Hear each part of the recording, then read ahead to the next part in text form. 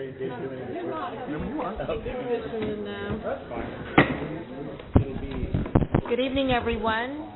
I'd like to call this regular meeting of the Denton ISD Board of Trustees to order. Ms. Stevenson, please let the record show that a quorum is present. We'll begin with our pledges to the flag. Dr. Wilson. Thank you, Ms. Price, members of the board. Thankfully, this is our last board meeting of the summer, so we'll have our students back next time. So tonight I will ask Dr. Valenta to lead us in the pledges.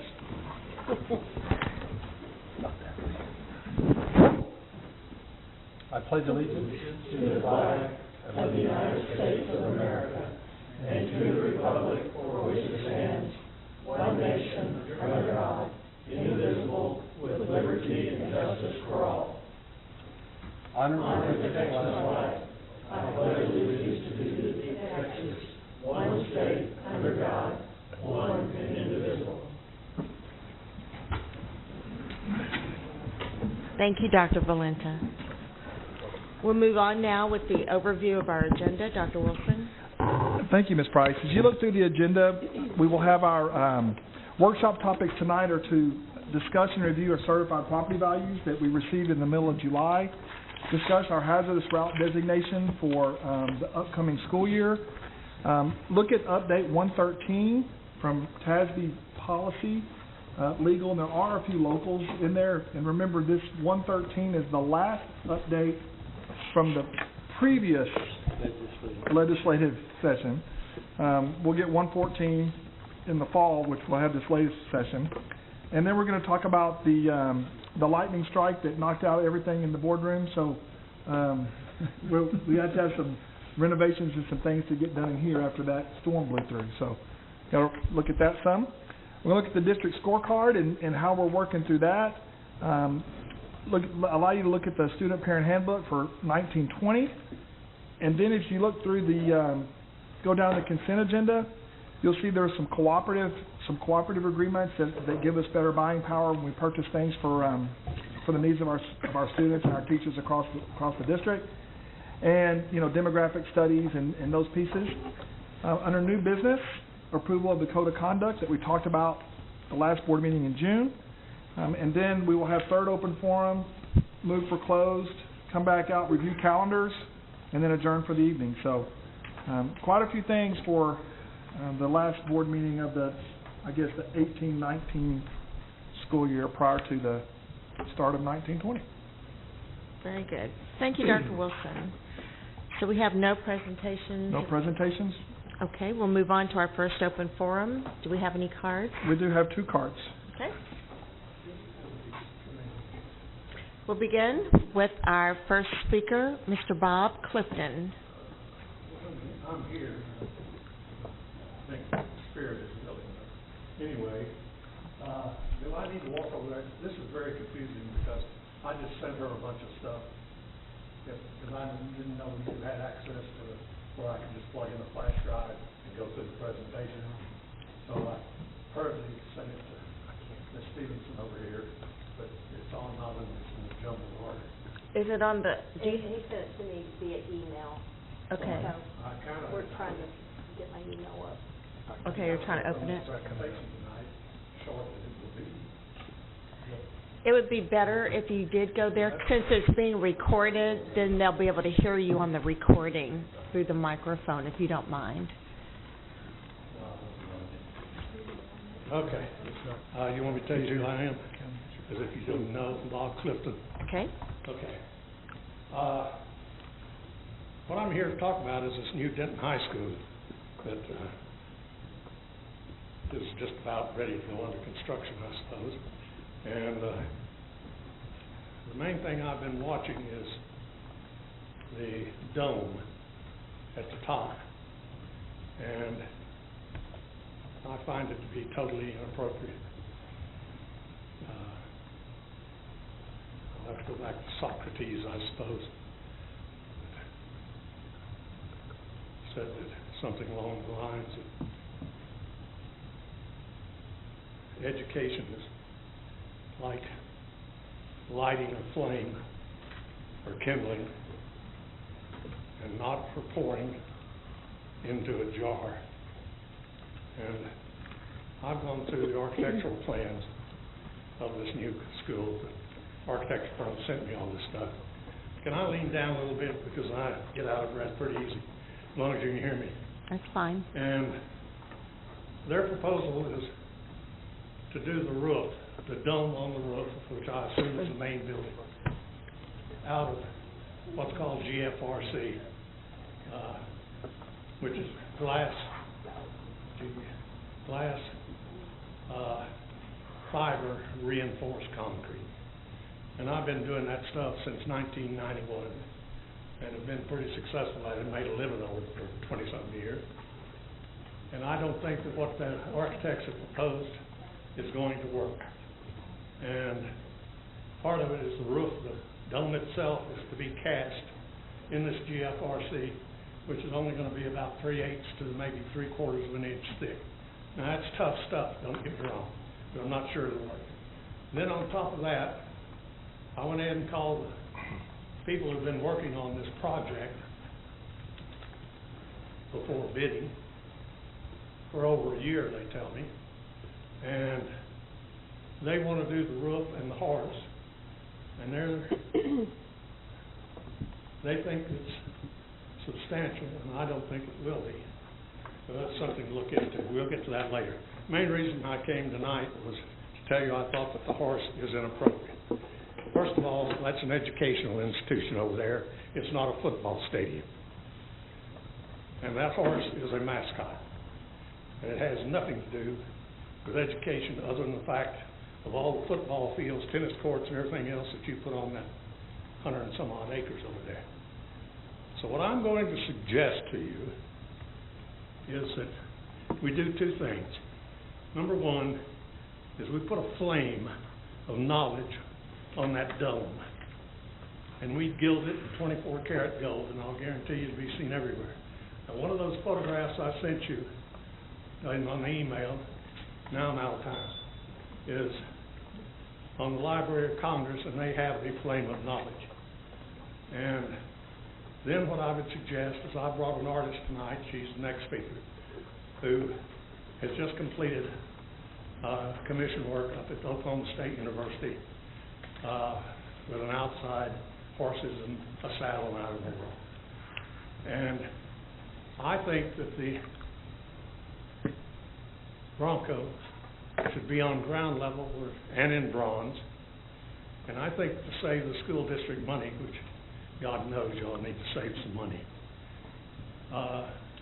should be done in bronze, and it should be done with private donations by alums of Denton High School. And I think they would jump into it very, very quickly in order to see that it's done. What the design is, that can be worked out later. I'm not interested in that.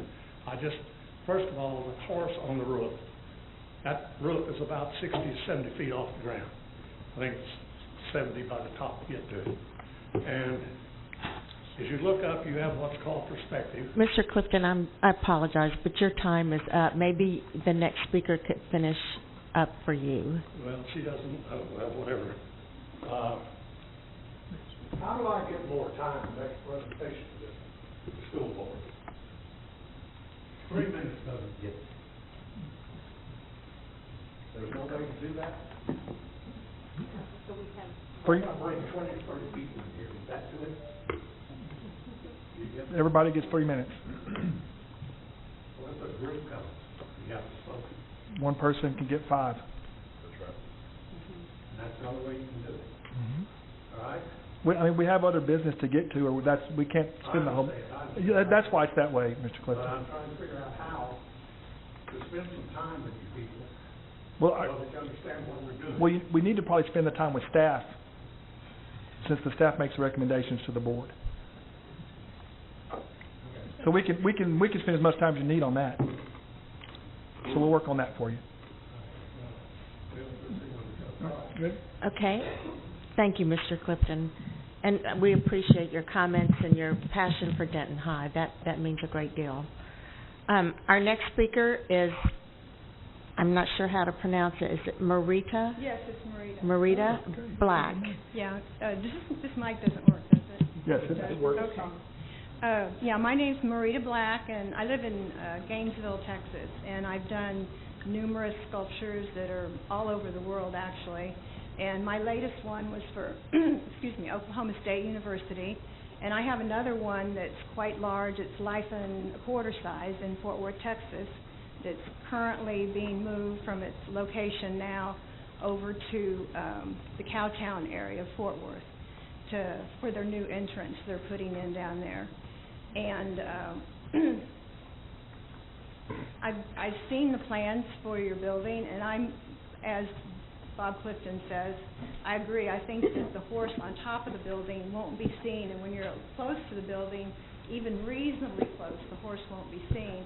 But if the horse was down ground level, it would be a great mascot and done, large, probably life and a quarter size. And I think the logo with the D and the horse jumping through the D, all of that in bronze, I think would make a wonderful presentation for the school, and people would see it. But it could also be a big money maker, because when I do a big sculpture like that, it's measured. We scan it. We do a 3D scan of them at one point, and then that 3D scan can be used to make, I always say snow globes, because I think it's kind of funny. I mean, you can make snow globes, keychains, everything. I mean, every kid at the school is going to want to have a keychain with that bucking horse and the D on it. So it has lots of money-making opportunities, too. Plus, it's going to be a piece that people are going to drive out of their way so they can go by the school and see this piece. So I think it would be a very good investment to consider a big bronze, ground level, not up on the top of the building where it won't be seen. And my horses are known to be really accurate, really correct. We are in horse country, and when people come to this school, they know what a horse is supposed to look like. And my experience has been most architects don't really know what a horse is supposed to look like, and they probably need to have an artist sculpt this horse for them, and not maybe somebody over in China. I know in their picture, I don't know if they just grabbed a picture to use, but that horse's hind legs are real incorrect. The horse doesn't stand on his hind legs like that. So, I don't know if that's how they plan to put it up there, but that's a little odd. So thank you for listening to me. If there's any questions, I'd be glad to answer them. Thank you, Ms. Black. Okay.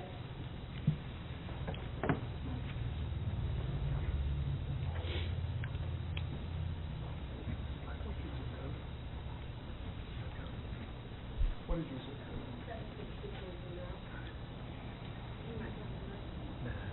That's what you meant.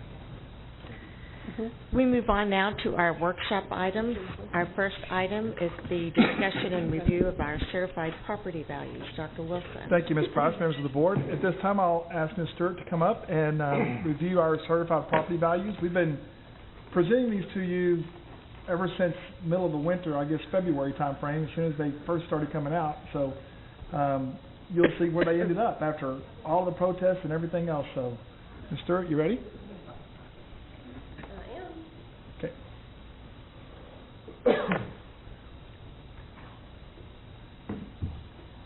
I've got mine pulled up.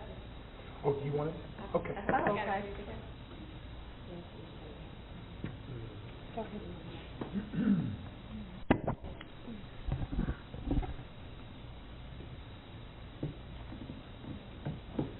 Thank you. But we could actually see his. Well, can Yeah. you? I'm going to zoom in just a step. There you go. Okay, thank you, Dr. Wilson, Mrs. Price, members of the board. This is our presentation of our Certified Values workshop tonight.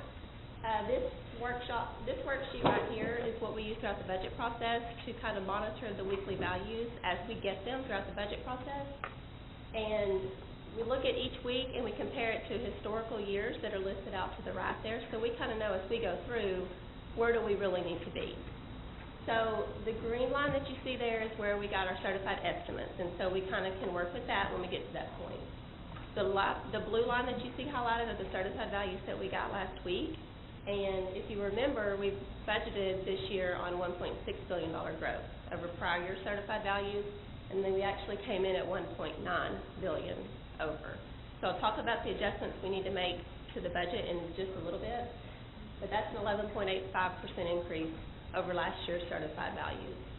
If you look at where we came in on certifieds compared to the very first look that we got at values this year, as the very first time we got it, we were looking at $4.8 billion in growth. And so we know that's too high, so that's why we monitor this. So after protests and everything come in, we get down to certified. We retained 39.14% of that first report that we received. And that's what the second section kind of goes into detail about, is all that retainage and based on historical values. One thing I do want to point out in that second section is this total new taxable value. On our certified reports, it's at $835 million in new value, which is $136 million more than last year's value. So we continue to see those new rolls, or new businesses and residences getting added onto the rolls. So we'll continue to monitor that. Debbie and I were talking today, and I think we said we had estimated that we would come in between 1.6 and 2.2. I think that's what we said. So we came in at 1.9. So now how that affects our budget, get my numbers. We loaded the values into the House Bill 3 template that we've got. We're looking at an estimated increase in property tax collections of $3,048,000. But because we moved to current year values and we've got the formula transition grant in our template now, we're going to reduce state funding by the same dollar amount. So we've got a net zero change. So we'll continue to look at that in those calculations and ensure that we're correct on that. But because of those changes, that's what we're looking at right now for general fund. Now on the debt service side, this increase in value is going to give us a little bit more opportunity, if you want to pay down more debt on the debt service side. So the only increase we would probably see would be in student growth. That's So our what budget we're as looking far at as right now. INS is going to stay exactly the same as it was last year. For INS? No, we'll see a larger amount that we can pay, if that's what you're asking. M&O will be the same. M&O, I mean. I said M&O. INS, but I meant M&O. Even though we're opening a new school. And with that formula transition grant, it's going to hold us to that. And I giving believe. raises that the state mandated. And lowering the tax rate. And lowering the tax rate. Yeah. That's true. That makes perfect sense to me. Well, there are a couple things to take note of. Yes, there is going to be a lowering of the tax rate. But just remember, this formula still is, the more the property values grow, the less the state sends. The more you generate locally, the less the state sends. There's not any more dollars that come into any of the systems across the state. That mechanism hasn't changed, right? So although we are having, you're going to see that the revenue we're getting, that we will have, we will be able to reduce the tax rate. The way the values came in, if the system wasn't as such, you could maybe lower the tax rate and get what. But if you did that, then you wouldn't be able to make up that difference with what the state sends. So it's still a seesaw, right? If you generate it locally, the state reduces what they send. The more you generate locally, the less they send you. Same theory it has been. It's the same thing. It's just moving to, when you look at your values. New system. But it is a reduction in the tax rate. That's true. So. The other worksheet that you have in your packet, this is just a comparison of values by category for your review. And then the following remainder of the pages are certified values that we received from the county. We never got this. Any questions? You will see, like I said, we will have to adjust between local and state dollars to make that work. So you will see that come through as a budget amendment down the road. This will be sent to us later. This whole thing, because we just got it all together. Yeah, you just got it today. Just got it today. It's in the packet now. Yeah, I think we put it in the packet that's in the portal. So, if it's not there, it will be. Yeah. Okay, thank you. Thank you, Jennifer. Thank you. Good. We'll move on now to our next item, which is the discussion of hazardous routes. Dr. Wilson? Thank you, Ms. Price, members of the board. So every year we get a designation of a certain level of funding for hazardous routes. Of course, we spend much more than the state awards us in hazardous routes, but we still have to go through, look at all the routes across the district and apply those to a rubric and determine the hazardous routes. Interestingly enough, sometimes with road construction and new growth, things that were qualified for transportation services in the past may not qualify again because a new road is cut through, or if something was hazardous last year because of construction, it may not be hazardous any longer because the construction is over. So it's one of those we continue to work on, and we do it once a year now, but we monitor it throughout the year in case something comes up. So this is a snapshot as we move forward for this year. Just know that as circumstances change 6 months from now, that we may come back and have to designate some others as well. So that being said, I'll turn it over to you, Jim. Dr. Wilson, Ms. Price, and members of the board, thank you all for having us here tonight. It is, with our area, the fast growth, our routes change quite often, especially our hazard routes, because not only with the new construction would an area that doesn't qualify start to qualify, but also when the construction is finished, you'd go from an area that qualifies as a hazard as no longer qualifying because of the construction is completed. So we'll get started here. The very first thing I wanted to talk about, though, was TEA's definition of a hazard route. And as you'll see here, a hazard condition consists where no walkway is provided and that's key, and students must walk along or across a freeway or an expressway, an underpass, an overpass, a bridge, an uncontrolled major traffic artery, an industrial commercial area, or other comparable conditions. So that's what they say is a hazard route. What you don't see there in that is it doesn't talk about a railroad track. You know, if a student has to walk across a railroad track, it doesn't talk about the age of the student. You know, an elementary kid compared to a middle school or a high school kid. So on the next slide, if you'll look, this is what we do at Denton ISD. We have a rubric we use that takes in really 11 different areas to look at to see if it qualifies for what Denton ISD says is hazardous.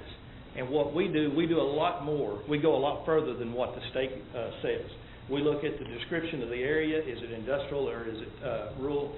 The conditions of the streets, the highways, the distance that they have to walk. Is there traffic control?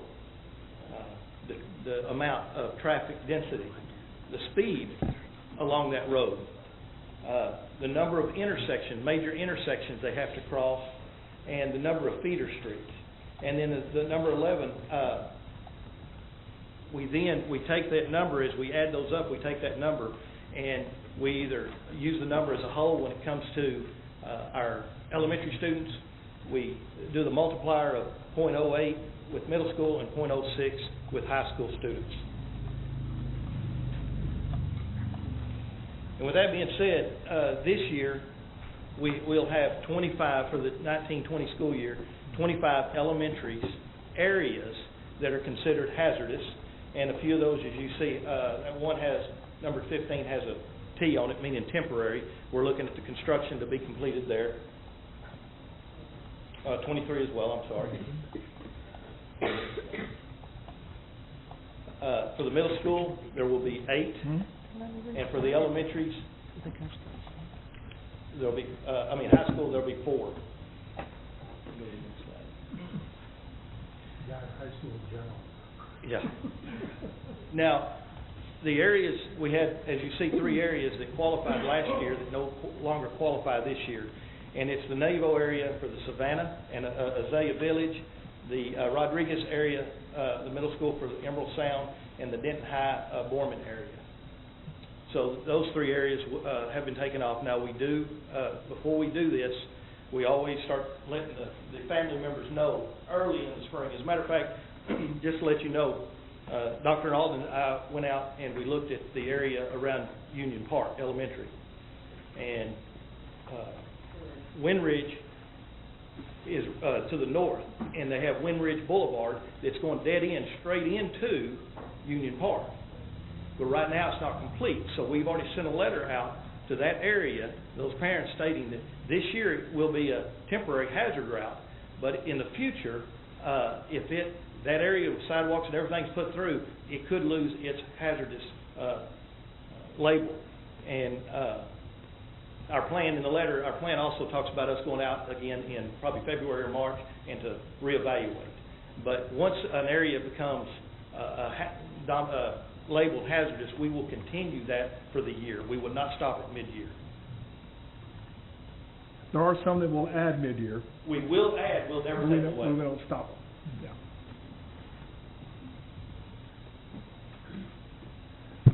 What is the actual effect when a route has been designated as hazardous? What difference does it make from our standpoint in what we provide? We just, if we don't have a bus going in there, we add a route to that area. At this time this year, we will have 37, like I said, we'll have 37 hazard routes. And so, I've taken a lot of phone calls, and which, I welcome the phone calls. And I'd rather talk to them, in person or on the phone rather than email, because I can tell them the process. But and a lot of them say it has to do with the dollar figure and everything, and I will assure them, for me, it does not. If that is a hazard route for our students, we're going to put a hazard route in there. Mr. Watson, but how many dollars do we get for hazardous route designation? Well, we did look at that. Of course, they pay 10% of the route.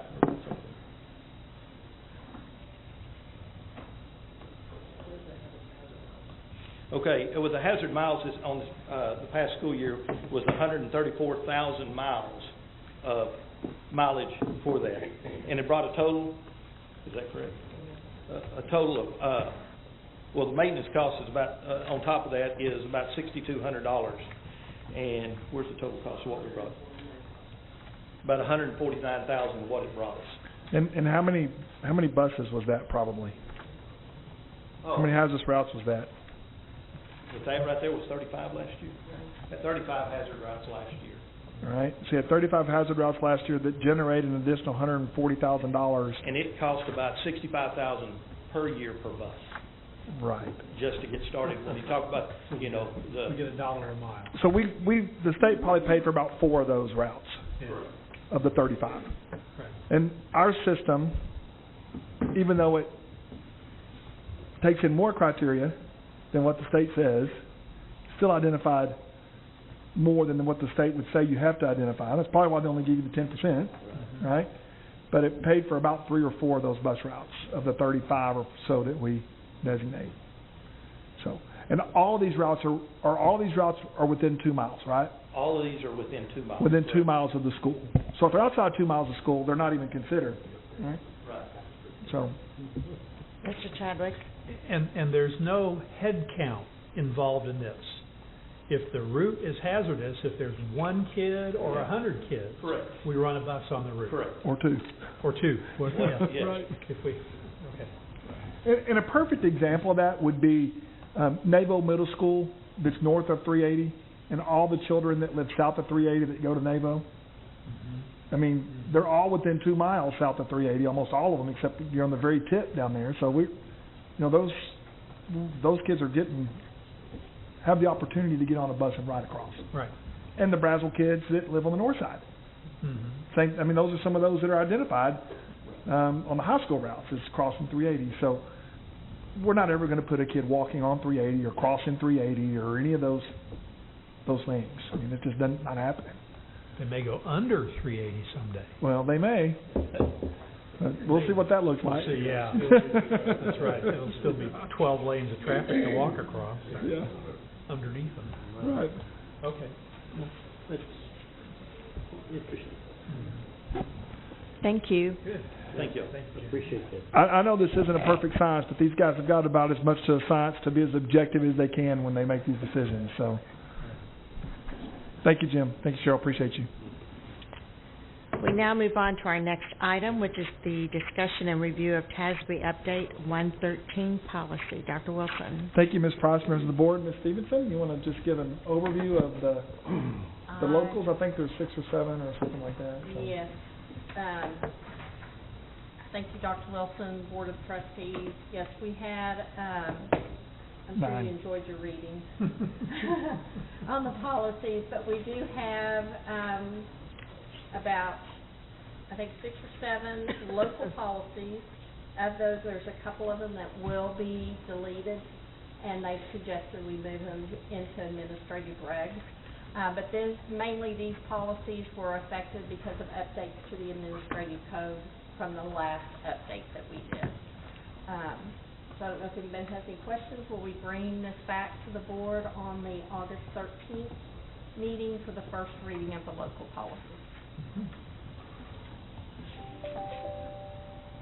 Any questions or comments from Ms. Stevenson, or just general? Mr. Chadwick? Well, one of the things I saw that I'm glad that we are ahead of the curve is they spend a good bit of time talking about increasing the focus that you give to superintendent evaluations. And I assume that TASB is doing that reactively, and I'm glad that we do it proactively. That's what ours has been for quite some time. That's exactly right. Yeah. And again, being the new guy, I was really glad to see that that we are fully in compliance of everything they talk about and all the references to that. So. It was good reading before bedtime. Yeah. 2 coffees. You know, that entire education code, when you look at it, is probably about that thick, right? Mm-hmm. All the different legal pieces that are in there. You guys really do read all of that. You just read it one update at a time. Right, right. So you end up getting it all, but it's just Over a number of years. over a number of years. That's exactly Well, and a right. lot of it's repeated. It It's like is. you read it, and then And it you goes read the again. advantage, and then you read it again. So it's, I guess they really want to make sure we pay attention to it. Yeah. Okay, we'll move on then to our next item, which is the discussion of boardroom technology renovations. Dr. Wilson. Thank you, Ms. Price, members of the board. If you will recall, we had a storm that blew through not too long ago, and hence the need for a portable microphone that you have over there, because we've knocked out the system. That system there It's never worked. predates my arrival to the district.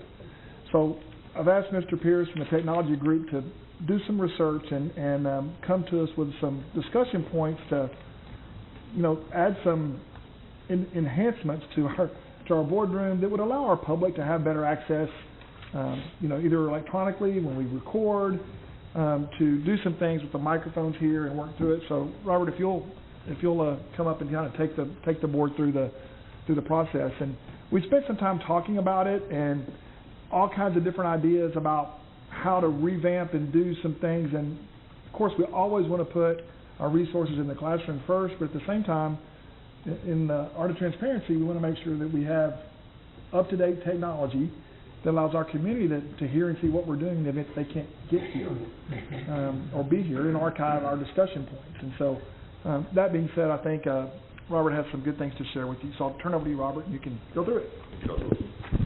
So this is our phase breakdown. We had a vendor come in and help us look through the boardroom to see what was wrong with the system, which there's a lot wrong with the system. A lot of that is age, extreme age. 18 months is a generation in computer science, so it's like, I don't know, that's back in Aristotle's time or something that we're talking about technology was. But it was a big package all at one time, and so I asked him to break it into phases for us so that we could kind of pick and choose. I prefer a smorgasbord approach. I would say, I like that, I don't want to do that, we don't need this. And so we had him break it down for us, and he broke it into these phases for us. Phase 1 and Phase 2, just the 2 phases, but each one of those is broken into sub-phases. There's 3 for there, and I think there's 6 in the second one. And I can't read that, so I'm going to look at it on this piece of paper. I don't want to go into too much detail. Actually, let me switch to this. Can you turn me over here? Sure. Perfect example. All right.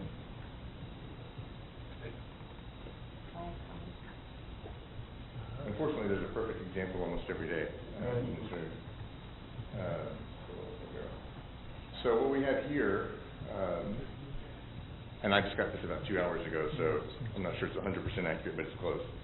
The vendor put it together for me today. Actually, I didn't even ask for it till 10 o'clock this morning, so he put it together pretty quick. So what we're trying to do in phase one is to replace this projector screen, not the projector, actually, it says projector and screen. This projector is only, what, a year and a half, 2 years old maybe? We were able to resolve that. But this screen has been destroyed by cleaning, actually. It's got microfiber filaments all throughout it, and it causes the reflectivity not to work correctly, so it's very difficult to read the screen. So we're going to replace this screen initially. Also, this lectern is going to be replaced with a mobile lectern so that it can actually be moved out to face you guys if you want to use that format. Correct. Or back here or wherever else it needs to be and be completely mobile at that point. Also, we're going to make this projector wireless so you can access it from anywhere. You don't have to come here or sit over there. You could really do it from anywhere in the room. And also replacing these red light, green light stoplights with actual countdown clocks. And you can see he's got them here, where are they? Yeah. On the back of the, there's one right here, I think. Yeah, this is the 4-inch LED digital countdown clock, and then there's one directly behind you guys.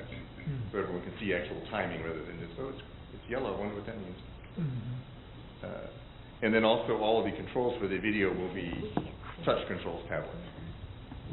Rather than, this is plastic buttons that, I think if you push the laptop and then ask Ernie to push that button, then this screen goes over the, so it's, I have a stereo if you push a system like button, that. it's done. What was that? I have a stereo system like that. Yeah, Push well, until something works. Yeah. And I've run the system for Ernie a couple of times, and Kim and I both sit over there and sweat. I'm like, well, I hope this is going to work. I'm just going to switch over like it's supposed to. So really, we've kind of fallen down there. So 1.2, phase 1.2 is not as visible. It's replacing all the audio components. Actually, the audio for this was not working earlier today for this camera. The pieces behind it are just falling apart. He had to come over and kind of cradle it back together and sew it a little bit to keep it all together so we could run it tonight. No video either, actually, earlier today. So they're going to put a new rack back here in this closet, get us all new sound equipment for that, and that'll all be integrated into the touch panel. So we're going to do, what we're proposing in this at this time is to do phases 1, 2, and 3, and then phase 2.1, and to leave the others for some future time. And then phase 1.3 then includes a video matrix, which is where I can click on a screen and say, okay, I want this laptop to show up on your screen at your desk, but I want this video to play over there, so we can control what goes where and where it comes from, rather than just, I think, if I do that, it'll go through there. Those are the main things on that.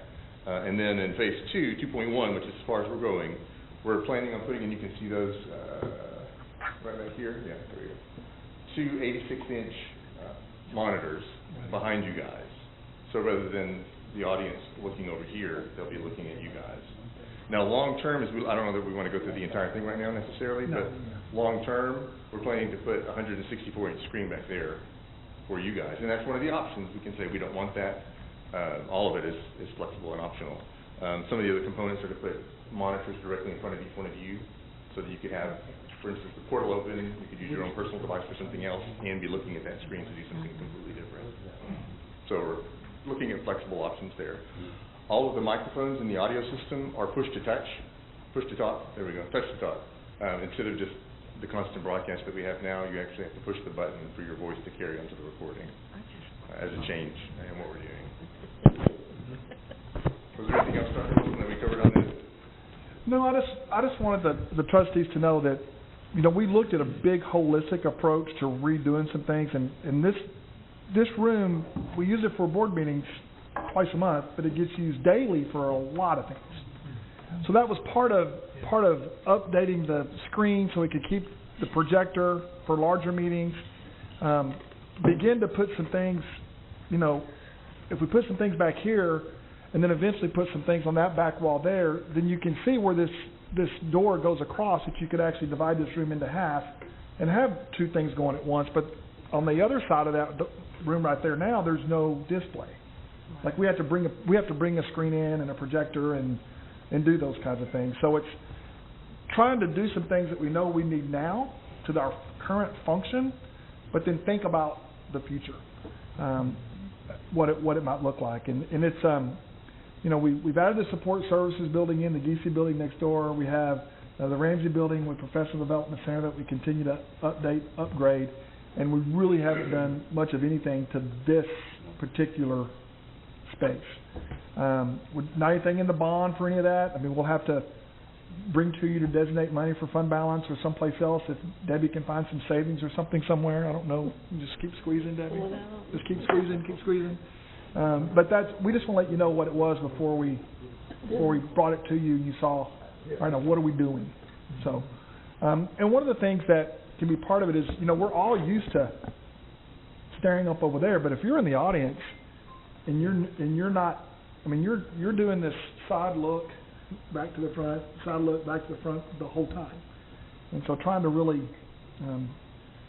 have an opportunity for people on the camera that watch online to see on the screens what is on that screen, because right now you don't get to see that part when we're online. Hopefully actually see it.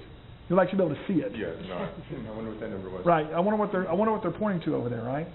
So trying to make sure some of those things are happening and taking place. And we can't make a claim on the insurance because the deductible's too high.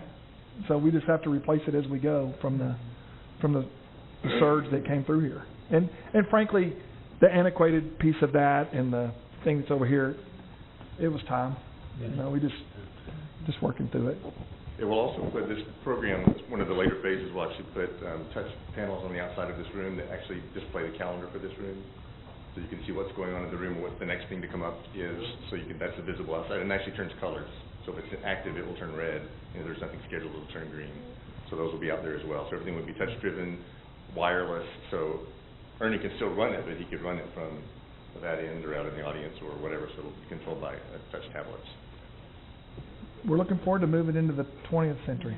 There's just been so many times when people have been up there and the audio doesn't work, and it's just embarrassing. Mr. Chadwick?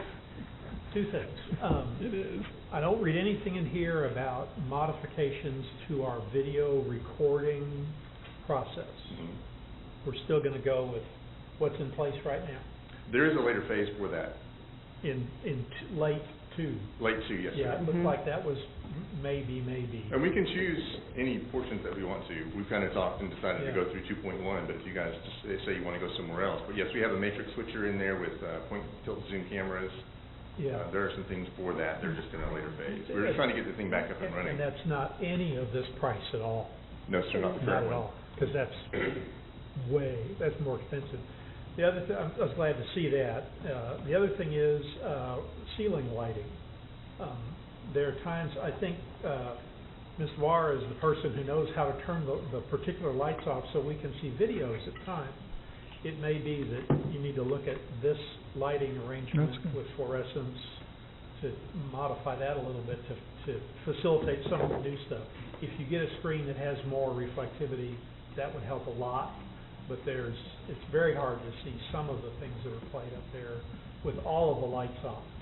And it seems to be, you have to get Julie to do it. To control these lights somewhat to make that work too. Agreed. I think that's an excellent idea. Obviously, one of the problems always is, we can, this would be awesome, that'd be awesome. Oh, look, it's $500,000. So that's the quandary. But we can attempt whatever we can get designed for whatever I'll certainly get some information on lighting changes, because that would be integrated into those touch panels as well. Absolutely, we can do that. I'll get that information for you. Sounds good. And I'll tell you where we started with, where we went through the 1.1 all the way through. The discussion was, let's get it to where it's functioning as it's currently set up, and then look at adding in these pieces so that we get video to the current piece, and then we begin to add as we go. So do a little bit each time.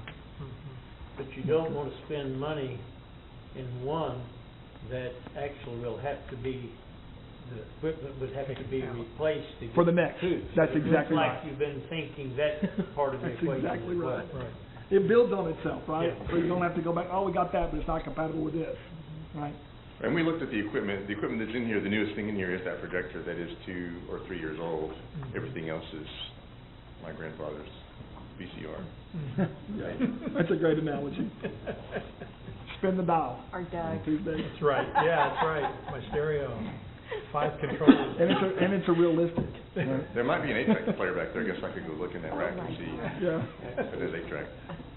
The group's done a good job. May have historic value. Yeah, that's right. That may be true. That may be true. Well, and I think the main thing is it's more transparency and more information for our constituents. I love the display that you talked about in the foyer in case of overflow, for even just people coming in the evening. I like that. I think we all are in favor of transparency, so that should always be a focus for us. It always seems to have been. So I like that, and I think you've done a lot of research, and this is your deal, so. Yep. Well, we'll investigate lighting for sure. Yeah. It'd be expensive anyway, so. Well, at least we'll know. Yeah. Thank you. Any other questions or comments from Mr. Pierce? Okay. Good work. Thank you, Mark. Thank Appreciate you. We'll move on now to our report items. Our first item is our district scorecard. Dr. Wilson. Thank you, Ms. Price, members of the board. Dr. Manley did not work on a quote-unquote multi-formal presentation, but he has some things here for us. And I think you'll see as we start to review the scorecard, the main priority items that you all have asked us to work on are pretty much vetted out and finished. But there's some phasing things that are going to work through the development of this scorecard that frankly makes this a living, breathing document and not something that's on a shelf somewhere. I mean, it gets looked at all the time as we're working through it. And some of the things towards the end are things that, as we've worked through, are things that we realized we needed to and wanted to add to our scorecard for accountability purposes as we work with our safety and security and our different partners as to what that needs to look like as far as what you're measuring. So that being said, I'll let Dr. Manley go ahead and move forward with what's pretty vetted out, what's kind of vetted out, and what still working on, and get some feedback from you on some of those other items. So, there you go, Mike. Thank you, Dr. Wilson. So what that means is that we're in the process of using this scorecard, and it will always be updated. So on any given day, you may see different data that has been placed in the scorecard. And when you think of a scorecard, you can think of it like when you're out on the golf course. You know what you have in your back pocket, what you're pulling out, what you're marking. We're going to relate to that in just a minute.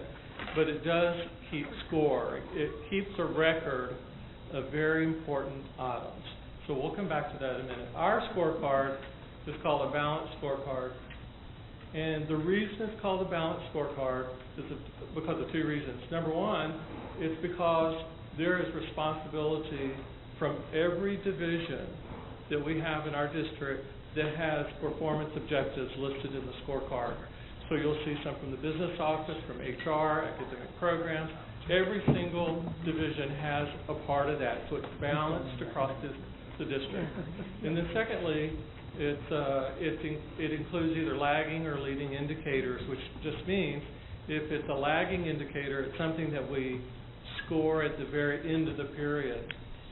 However, it's much better to use leading indicators, which means we can check it all along the way, which you may teach a little, check a little, teach a little, check a little, like in our classrooms, but we do the same thing across the year. We check in at 9 weeks to see how our progress is, or mid-year to see about our maintenance work orders, or bus arrival time, or students learning to do their mathematics times table. You know, you figure that out all along the way. So that's why it's balanced. It's not waiting till the very end and then figure out where you were successful or where you fell short. So here's a blip of our scorecard, and these are our 5 primary performance objectives that were selected based on what we consider the most important key performance indicators in our district. So let's just look at them for a moment. The first one is the percentage of faculty and staff feeling recognized and appreciated. When we do our engagement survey, we wanted to use that survey data and take us in the right direction. Well, it wasn't low, but it was our lowest one. And this was across the district and all of our divisions, pretty much all of our campuses, just how do we make sure that everybody's feeling recognized for what they're doing? And what we found is that people need different kinds of things. Sometimes people just want a note, but sometimes people want to be recognized in a big group. We have to figure out what that means. Sometimes it's just one-on-one, or their supervisor making a simple gesture towards good work. Percentage of our students reading on grade level by the end of the third grade. We've talked about that a lot in our board meetings, and why third grade is such a turning point for success from third grade onward to graduation. So we certainly want to monitor and measure that. Another gatekeeper that we know about is ninth grade and Algebra 1. We know that students struggle with Algebra 1 when they arrive in ninth grade, and sometimes if they're not successful, that may mean that they're also not successful in another course in ninth grade. And then if you look at and it's pretty much any high school across the United States, we have more students in ninth grade than any other grade level. That's because ninth graders sometimes get hung up there, and the typical reason is Algebra 1. So we want to measure our performance, our students' performance in Algebra 1, and the percentage of students engaged in extra and co-curricular activities. We have found, and there's lots and lots of studies going on about this, and lots of articles I know that you read. You hear about it. NSBA is about socio-emotional qualities of students and feeling connected to their school. And we know that safety and security sometimes is relevant to us through the social awareness that we have within our students at the school. So we want to measure that and make sure that our students are connected to the school and they feel like it's adding value to their lives for the long haul. And then percentage of our graduates meeting the college and career readiness standards. Those are some obvious things there. That's kind of the whole point of us having school, is that they're prepared when they leave us. As a graduate, are they prepared for a college? Are they prepared for their career that they choose? They have opportunities, and we've done our part to make sure they're successful for whatever they choose. But in the bigger picture, we know that the accountability system that we now have relies on a lot of these things, on college career readiness, third grade, the primary grades being successful with literacy. All these things we've decided as a district, and we really made these decisions a year ago before we knew a lot about that being factored into our accountability mechanism. Now, I'm just going to go through these very briefly. I'm not really giving you any data, and you can see that we've identified key objectives per division. You can see what our goals are. I'll just use this one as an example. The very first one is curriculum instruction. That's really the only one I'm speaking to, because that's the only one I'm knowledgeable of in any deep sort of way. But first grade, second grade, third grade reading, and eighth grade and ninth grade mathematics. Our goal is to have 90% success on each of those. And you can see what our baseline is for each of those. And then I'll go into ours a little bit deeper in just a moment. Academic programs, you can see some of the things that they've listed as performance indicators for them: attendance, employees that are highly engaged, parent ratings, rating that school quality is excellent, academic growth, human resources, teacher salaries, retention rates, participation in Teach Denton, our Grow Your Own, and looking forward, engaged in the workplace, substitute fill rates, technology, they have theirs, how well the network is working and the availability of the network, what are students saying and what are teachers saying about their digital learning environment. We have you get the Brightbox survey every year, and that's where that's coming from. Percentage of our employees engaged in the workplace, again, an important thing. Business office, our first ratings, the AA bond rating, transparency, communication. You see there's a lot of things there for business. Facilities and operations, campus facility work orders completed quickly, employees engaged, worker compensation claims going down. So see, these are all things that we can measure all along the way. Communications office, increase the number of positive media stories, increase advertising and promotion of district engagement opportunities. Safety and security, percentage of students feeling safe at school, those are again survey items. And then even percentage of students who understand the standards or response protocols and so forth. So you can sort of see we have lots of things to measure. And that's what I want to talk about, that this is just as at the golf course, you're measuring the number of strokes you take at each hole.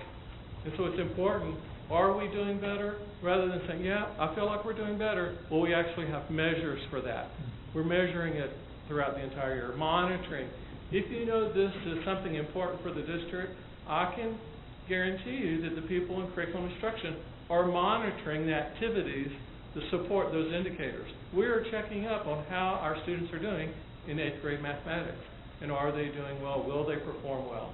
Same thing with 3rd grade readers or 1st grade readers, and the same thing could be said in all of these other divisions.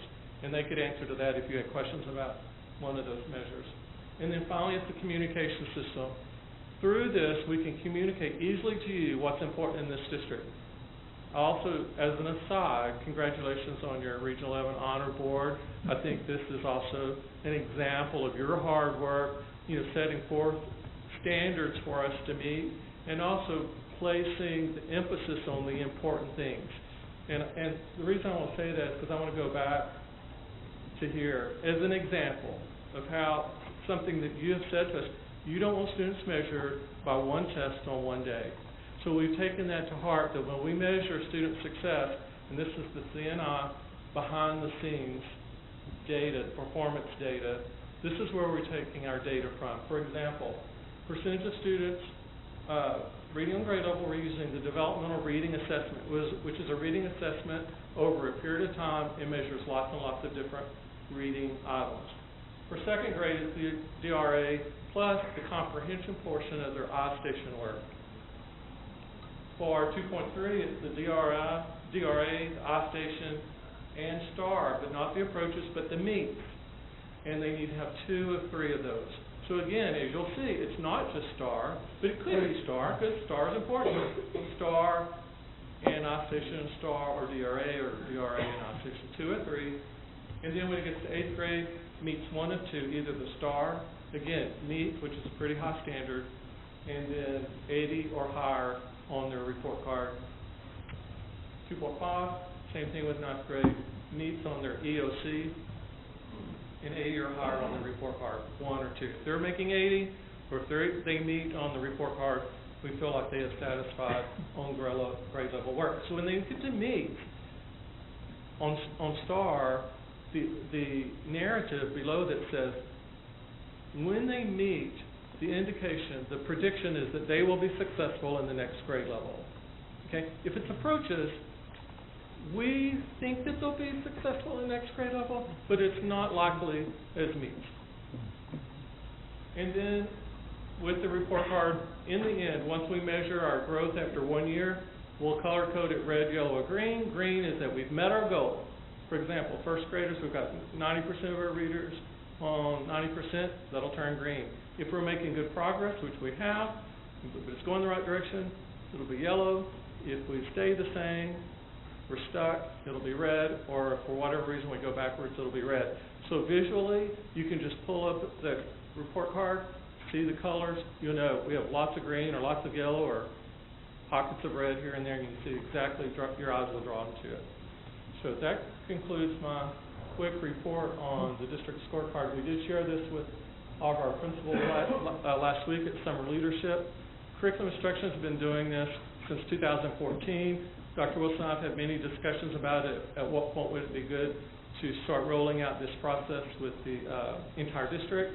So a year ago, we laid that out, and everyone in all the divisions had input as to what the key performance indicators should be for their division, and then shoulder that responsibility to make sure their departments are meeting those goals in 5 years.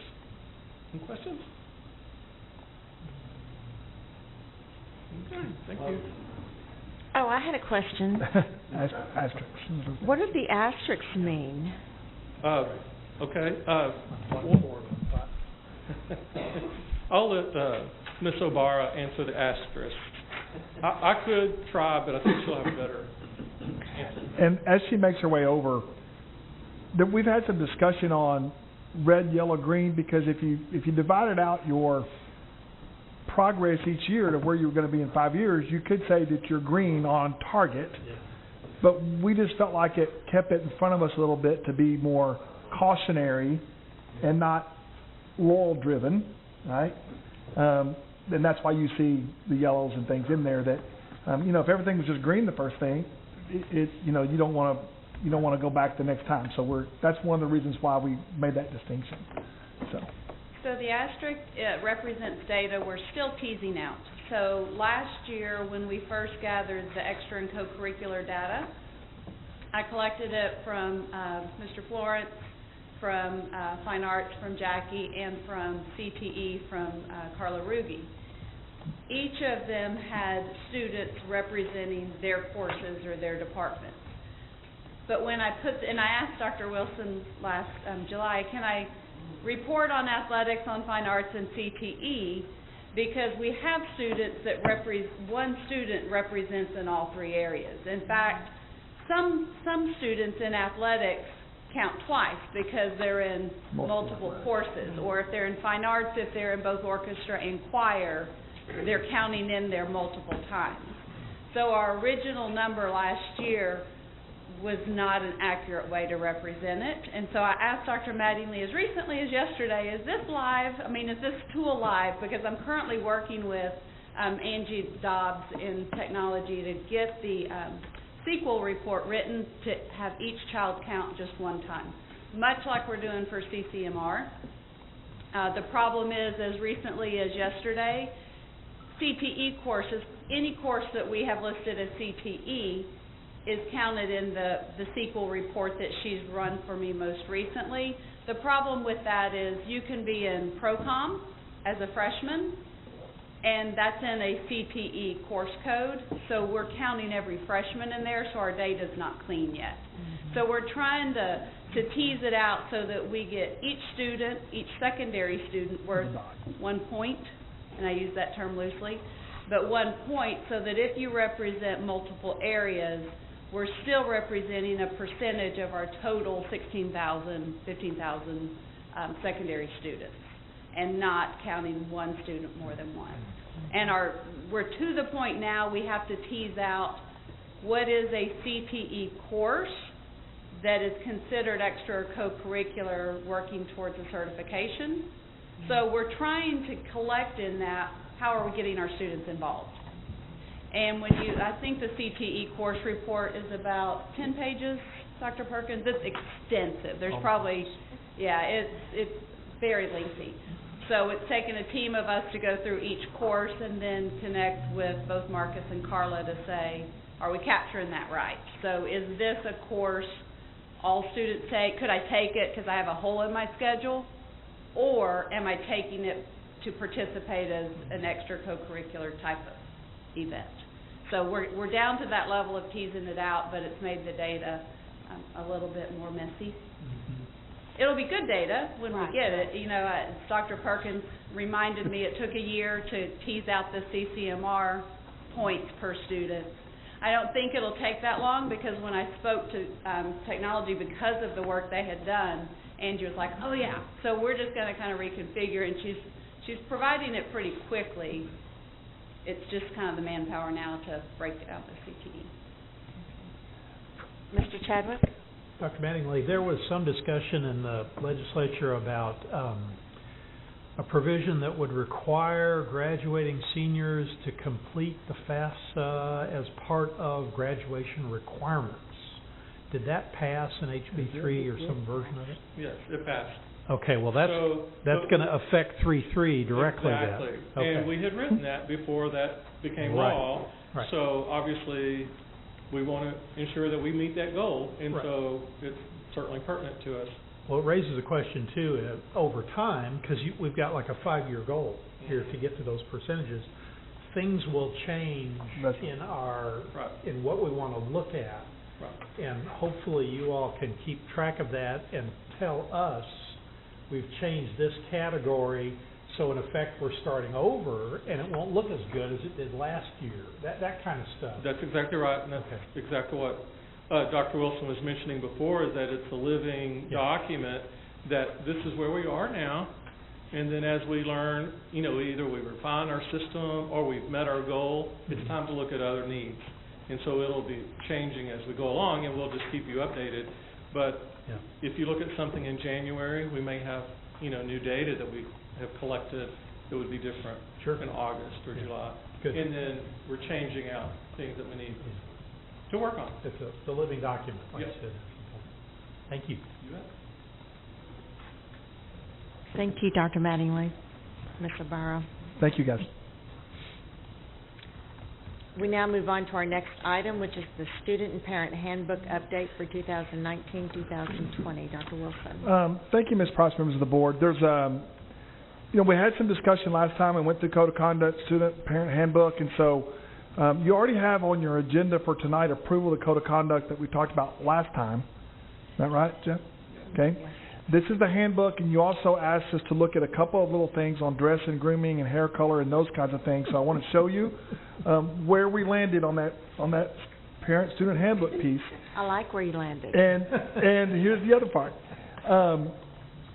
The student parent handbook is in administrative regulations, so we can always make changes without having to have a first reading and a second reading and all those kinds of things as things work through. So that being said, I'll turn over to future really relatively soon, Dr. Russell.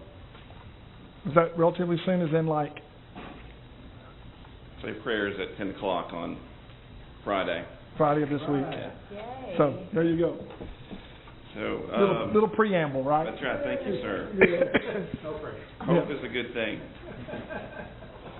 He's already did this. So there was three items. The first item that was listed are deliveries, and what we're experiencing on the campus level is that there are many opportunities for students to order outside meals brought by vendors, which that increases the number of people that are strangers and reasons for them to be on campus. And so the first aspect was added to reduce that. The last part is the grooming, and I missed the last board meeting, and but what we want to do is allow the principals and the leadership on that campus to empower them to make decisions that on a day-to-day basis. And I'll tell you, dress code for me as a principal was one of the biggest struggles that I had, because we said we don't want holes in the jeans. Well, what if the hole is this big? Right. So you have to allow the campus administrators to be there and to make that call to determine whether or not this is going to be a distraction for the campus and learning. And so that's the big part of this. If you'll see the hairstyle piece, which I think was discussed at the last meeting, it doesn't really get into natural colors. I need to work on my natural colors, I think. But it does talk about hairstyles that would compromise the learning. And so that was the second issue. And then the last one has to do with something that we talked about last year as far as wearing student IDs for safety. And those were the big additions that we have for discussion tonight. And just a point of discussion when it comes to, Mr. Russell talked a lot about dress code and hole in the jeans and this big. Okay, those are the kids that are at school, right? I mean, they're at school. We want to hug them. We want to get them where they need to be and get them learning what they need to be learning, and make the right thing the right thing. At the same time, there's an expectation of appropriateness and just that whole gamut that you can't really rule everything into existence. There's got to have to be some human discernment of what that is and what that isn't. And we are going to have people that say, well, show me in writing where it says I can't wear a Budweiser t-shirt, right? And we're going to say, it says it right here, the principle that says you can or you can't, right? I mean, that's really where that's going to be. And it's, you've probably heard me use this analogy before, but if it was as easy as just punching in the behavior of someone into a machine and it would just spit out what's going to happen to that student, then we wouldn't need people to make human decisions. right? We would just go up and say, okay, go in there and punch into the machine that you have on a such and such T-shirt. And it would spit out, oh, you can't wear that. Here's one you can wear, right? And then spit it out at the bottom. So we're going to do that with the human element and work through that and try to just expect our professionals to be professional and expect our kids to be the same way and hold them accountable to that professionalism of what you're here at school to do. So we tried to put all that I just said in that narrative, which is kind of hard to do, but that's really what that is. Well, I think you did a good job. I appreciate what you did. To be quite honest, it was kind of frustrating to deal with some of the issues that we had to deal with last year, and I hated the time that was wasted on it. Right. Yet I felt like it was important to be supportive of our administrators at the same time. So I think this was an excellent way to handle that, because I think it does support the administrators, and it gives them the authority and the flexibility to deal with things as they see fit on the campuses. Thank you. Any other questions or comments for soon-to-be Dr. Russell? No pressure, 10 o'clock Friday. We'll be thinking about you. Thank you. From now until then and afterwards. Good work. Thank you, Jim. We now come to our second open forum. Dr. Wilson, do we have any cards? We do not. Nope. Okay, moving on, we now come to the consent agenda. Do I have a motion? So moved to approve. Second. It's been moved by Mr. Chadwick, seconded by Dr. Alexander to approve the consent agenda. All those in favor, please raise a hand, and that is unanimous. 4-0. 4. Right. Under new business, we have consider approval of the Student Code of Conduct. Dr. Wilson? Move approval as presented. Just want to make sure that everyone's aware that there may be some things that come out of the legislative session that we'll bring back as amendments in the fall as we learn more things as they come to us. But since it's all digital electronic, we'll be able to make those changes online as amendments and addendums. Okay. Do I have a motion? So moved.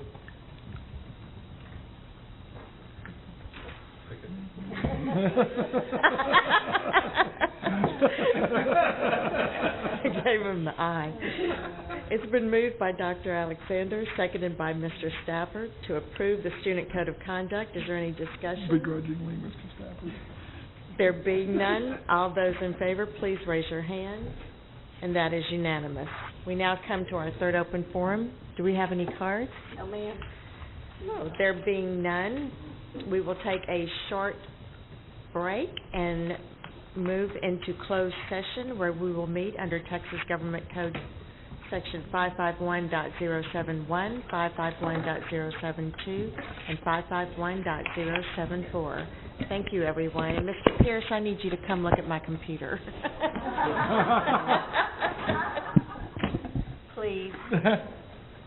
That's what happens when you hang around after the meeting. I think April would have called. She's really sweet about it. I know I got to do. There we go. I don't know about anybody else. I just figured out my coin. Is there any business to be conducted as a result of closed session? There being none, I guess we already did calendars. Calendars are done. You got your information there. Just a couple of quick notes. If whichever campus you're interested in going to the first day of school, if you want to go to a campus, just email Kim which campuses you want to go to on the first day, and she'll put you on the spreadsheet. So that would be the only thing I would say. If there's someplace you want to go the first day, in particular, just email Kim and let her know. She'll put it on the spreadsheet. Can Kim or April notify the rest of the board? The other three, sure. We'll do that. That way we'll get them covered. And I will tell you, I'm going to try to go to our new folks, our 4 news, and then Union Park. We've got 4 new ones. New principals. 4 new principals, and then Union Park. On the outside of town. So begin working through that. But if there's a place you wanna go, Kim will send you an email, just be thinking about. You might wanna go closer to your house, Doug, and Jim, you might wanna go someplace around your place, and down on the other side of town. I'll probably just go to Ryan. You always go to I McMath. try to do usually. Ryan and McMath, but I Right. can't always. Yeah, well, you can do Ryan early, that's good, and McMath starts an hour later, so. You can. I would say this, you might wanna stay away from the high schools the first week, because of the traffic, but do what you want. No kidding. Do what you want from there. And UNT for about a month. Well, the thing about all of that traffic is we'll get a lot of calls the first week, and then it'll all even out, but Yep. everybody figures out when they need to leave and how it all needs to work, and we've had them for years, and we'll have them for years more, so. It's not gonna get better for a while. No, well, it's not in any of our lifetimes probably, so, Okay. it's good. Any more business? There being none, we are adjourned. Okay, so how do I pin my, Google Calendar to my desktop? What do you have? I will show you. Okay. You don't know?